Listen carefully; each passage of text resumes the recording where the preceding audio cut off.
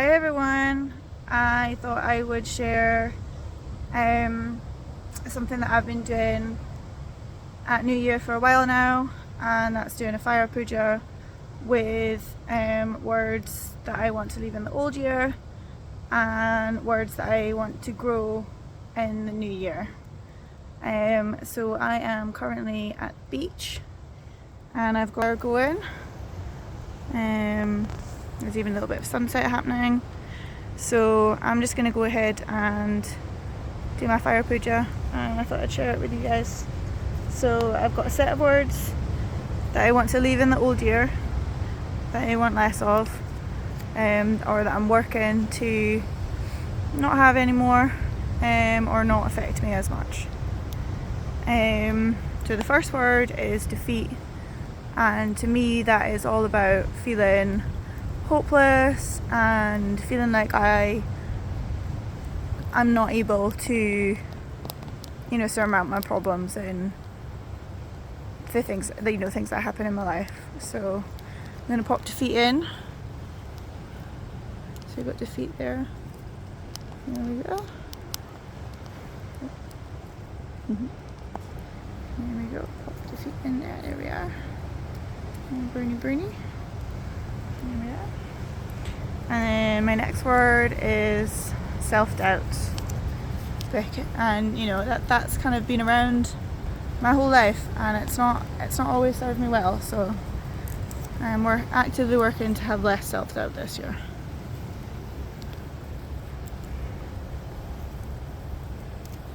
There we go.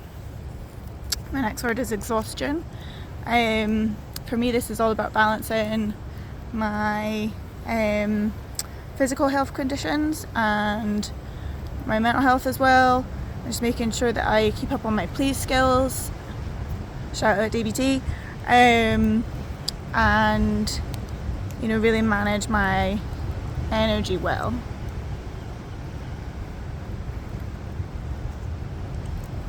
And next I've got trappedness. And for me, that is the feeling that I have when I get triggered to things that are really young. And I'm actively working on that by connecting with those younger parts of myself and, really actively working on those memories. So we've got trappedness. And, I hope that doing that will mean that, that's a less scary place for me. Then I've got overwhelmed. This kind of goes with exhaustion, but it's also about my mental health and making sure that I'm keeping track of how I'm doing and how much the things that I'm doing are taking out of me. So we've got overwhelm. Next I've got shame. And shame for me is again very linked to those childhood memories. It's been quite a painful thing and something that's really held me back sometimes. So we've got shame. Next I've got anxiety, and that is all about again kind of just keeping up on my mindfulness and using my self-regulation skills so that that anxiety just isn't around as much because I'm catching it earlier. Next I've got unrealistic expectations. That kind of links into that. Because I want to be very compassionate with myself and with how much I'm putting on myself and what I'm taking responsibility for. So I want to let go of unrealistic expectations of myself. And then I've got denial, because I don't want to be pushing down any memories or parts of me that I have been afraid of or not wanted to see. I want to start kind of embracing my shadow and reaching the the potential that I have that I haven't been seeing because I've been denying some of my experiences. Okay, I'm gonna put some more on my little fire, keep it going, and pop this one in a bit there, and then I've got my words that I want to grow into the new year.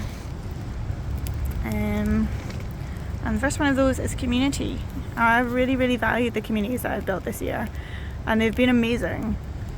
And I want to keep connecting with the people that I've found community with this year, and also with new people. So we've got community.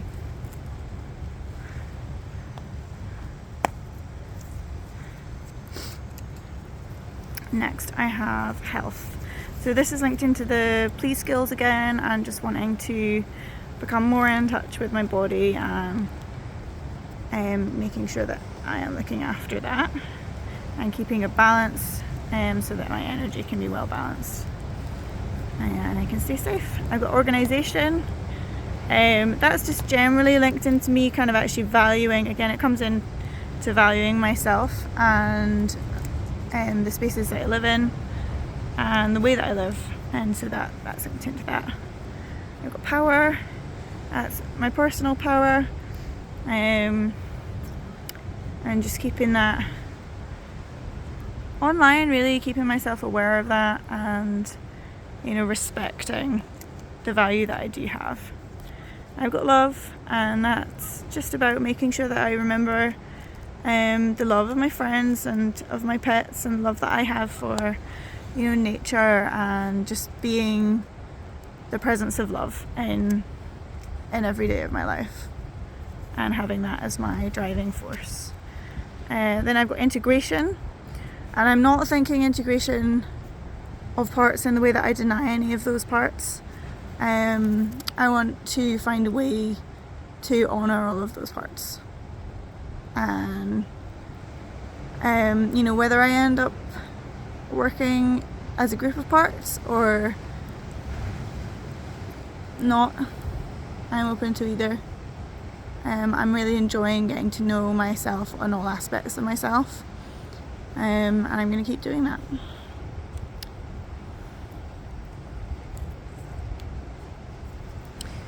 Next I have rest, and I mean literal rest. I mean finding rest in moments of joy and moments of gratitude. Just making sure that, again, those please skills and respecting what I need. Joy, again, just as I've said, just finding those moments of joy in my day and just keep doing that. Also hope. I really made contact with hope this year, again in community, and that's really special to me, and I want to keep a hold of that and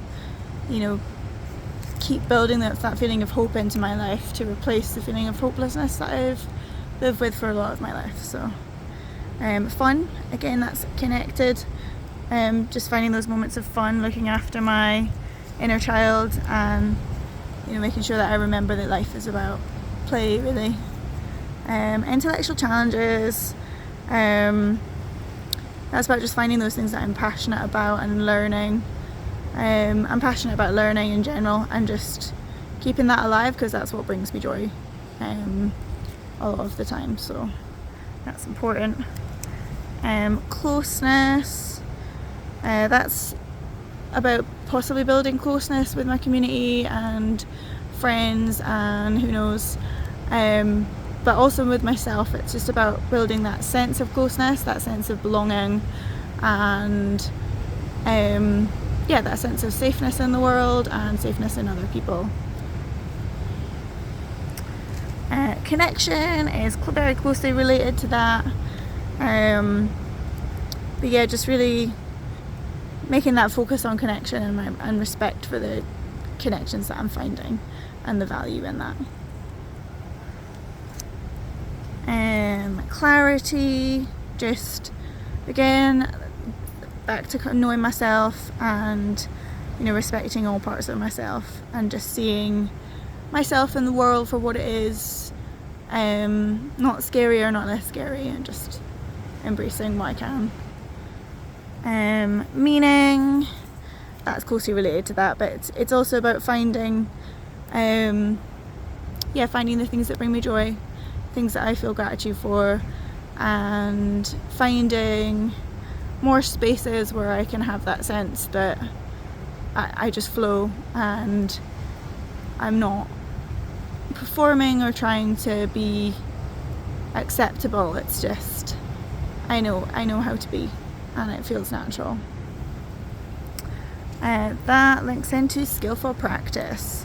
So DBT has been so important to me this year, and I want to continue to value that this year and just keep growing and keep making those skills more natural to myself and remember to stick to them. So that's what that's about. Then I have obviously gratitude and the importance of gratitude and truth this year.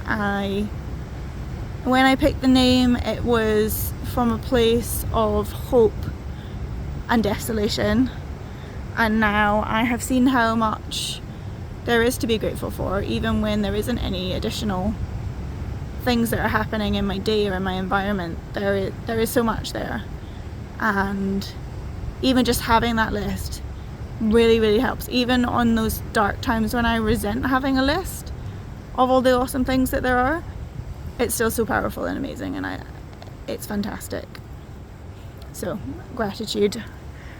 And lastly, it was my word last year and it's my word again this year. I'm going to break the rules. It's authenticity. I think it might be my word every year. It is so precious, so sacred to me to find and build and respect my authenticity. And so that's my word. I want to grow that in the new year. And that is all of my words. The other thing I wanted to share with you guys, I got a wellness journal. I just got it in a supermarket. It wasn't expensive, but I had seen a few wellness journals, but I hadn't seen one with this, and I love this. Like, you guys, it's got an affirmation. It's just absolutely for me. You can write in what self-care you did, what exercise you did, any notes that you have, your thoughts and feelings. You even get to rate how you felt from 1 to 10, which is something that I do anyway.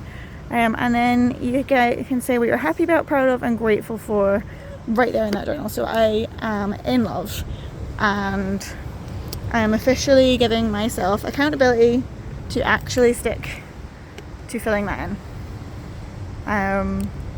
So yeah, that's my little ritual there.